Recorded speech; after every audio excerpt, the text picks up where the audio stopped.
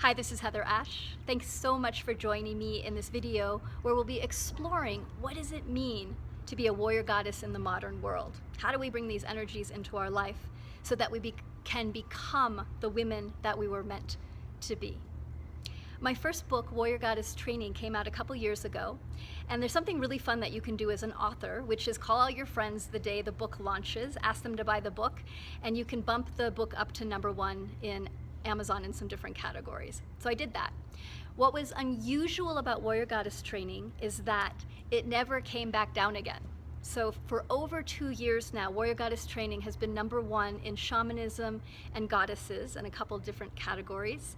And I know that's because as women, we're hungry for these type of teachings. We're really ready to make changes in our lives.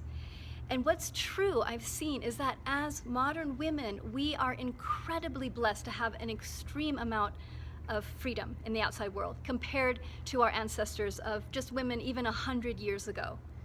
So today as women, we can vote, we can choose who we want to marry, we can have whatever job we want to have. We're really blessed. And yet, while we have a lot of external freedoms, we don't have as many internal freedoms as women. I see that as women, we still compare ourselves, we still have low self-worth, we still doubt ourselves constantly.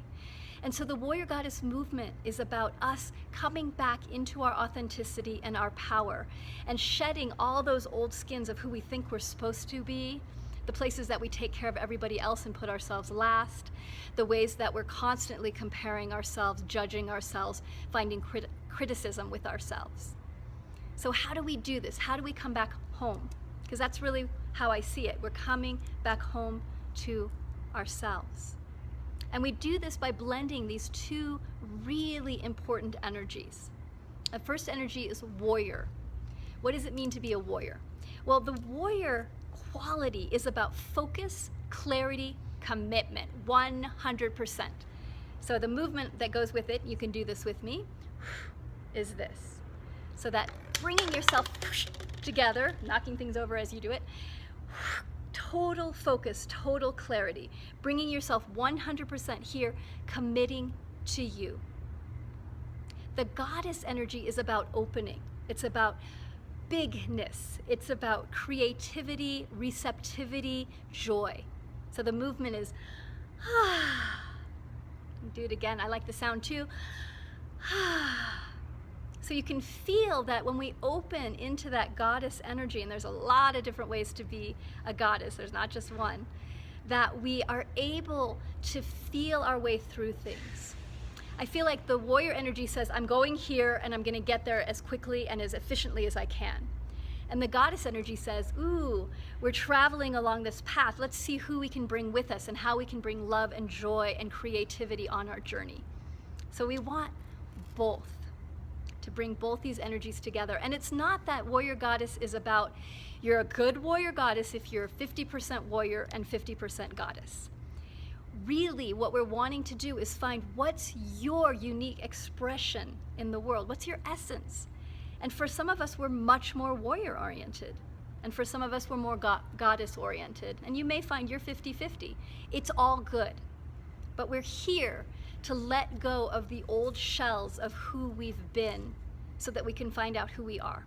And it's a beautiful exploration of letting go of old belief systems, old agreements that we've taken on from our families, from our church, from our peers, so that we get to write our own moral code, what's true for us. And that's the warrior goddess way. It's about learning to walk in the world, bringing in what I see as 3 incredibly valuable focuses. And the first is wisdom. The second is authenticity. The third is yes. And those 3 words, wisdom, authenticity, yes, form way, W-A-Y. So that's how you can remember it. So wisdom, what does it mean to come back into alignment with our wisdom? Wisdom is our capacity to deeply listen to ourself and what I call our silent knowledge. We are so tapped in to incredible information and guidance at all times. But we're often so busy or so outer focused that we forget to come back to ourselves. So when we realign with our wisdom, what we're beginning to do is get quiet inside, to go back into stillness, to learn to slow down so we can hear the voice of our intuition, of our guidance, of our own silent knowledge. And also recognize that we're part of a much larger wisdom of women that for thousands and thousands and thousands of years have been connected to each other, the land, and spirit. And so when we go back into alignment with women's wisdom, then everything in our life starts to change, because we recognize we are precious. We're not separate. We don't have to compete with each other. We're part of a much larger sisterhood that holds us and that we can gather information and guidance from. And we all need that so much in these crazy times. We also need to learn how to stop apologizing for who we are, saying that we're sorry all the time. And I see that as an epidemic in women, that we're so worried that we're going to upset other people, that so many of us are constantly apologizing, really just for existing. So as we tap into our wisdom, we learn to get steady with ourselves, that we love who we are, and that we know we don't need to apologize for ourselves, and that we also know when to apologize, because there's an art to that. We also learn how to forgive ourselves and how to forgive those that have hurt us, because that's what gets us free. We want to be free on the inside. And wisdom guides us in how to let go of the heavy burdens that we're carrying from the past that no longer serve us. Our second focus is around authenticity, around becoming who we are. And authenticity isn't around trying to figure it out. Who should I be? How should I be in the world? It's more of a releasing of who you're not, to allow who you are really to emerge. We find our authenticity when we're willing, again, to listen and also to run experiments, that we're willing to get to know who we are. And it's a process. You know, some of us have been so focused on taking care of others or raising our children or being immersed in our jobs that we're not even sure who we are anymore. So, finding our authenticity is this incredible adventure. And it takes exploring, trying new things. How I think about it is that you want to keep doing, what do you love? Do more of the things that just light you up. And they could be little things, like I love running down hallways. It makes me super happy. Yay! So do more of the things that you love, because that will help you actually come back into your authenticity, because you'll stop thinking, who should I be? And you'll just rest into, I love doing this. And you'll express yourself through that love. And also to clean what's not you. And there's so many tools for how to do that cleaning. The main one is to increase your awareness of what you're thinking, what you're feeling, and how you're acting in the world, so that you can begin to get curious about, why did I take that action?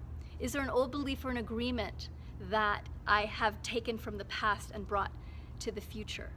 And what these are the stories that we tell ourselves. And our stories are how we define who we are, for the positive or the negative.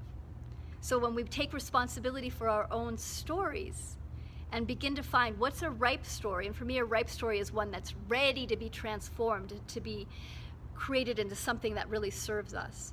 And then there's also unripe stories. And an example of an unripe story is something that you're just not quite ready to release, or you don't have enough energy yet. And it's really important that we learn to love the unripe stories as much as we love the ripe stories. That's crucial, because so often we say, well, I shouldn't be doing this. I should be over this already. It should be done. Why am I still having this issue? It's because it's not ripe. And that part of you needs more support and guidance. And then our third way to walk the warrior goddess path is to start to say yes to everything. especially to say yes to ourselves. Yes, I'm committing to get to know this being. And then yes, I'm also opening to what's arising in my world.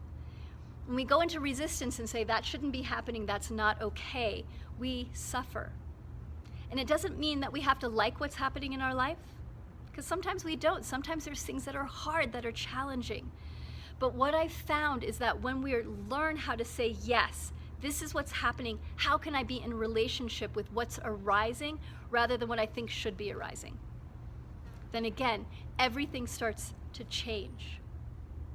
And we learn how to say yes to our relationships, yes to ourself, yes to death, yes to change and transformation, and to become more fluid and resilient.